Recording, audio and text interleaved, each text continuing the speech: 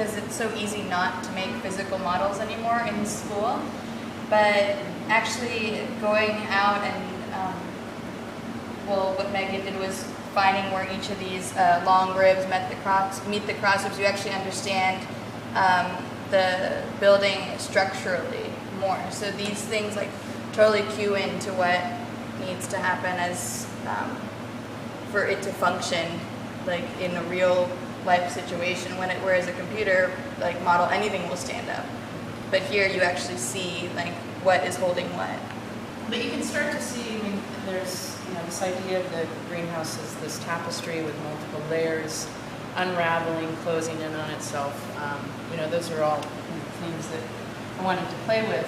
We also considered constraints like, the number of people that would be walking down the shaft of the greenhouse, and we obviously want to limit the amount of racking between the ribs, so that determines where we put some extra bracing. I've been cross-referencing Jenny's script again with Tristan's structural analysis, and then finding these little hot spots where it's just a little too thin or too thick, and essentially just remodeling these little areas that need to be adjusted a little bit here and there. We could disperse speakers, the full length. If you want it more concentrated, as I mentioned, there are some cold frame areas back in here that are not so. This is Aaron Cromie. He's writing a play about Andre Michaud,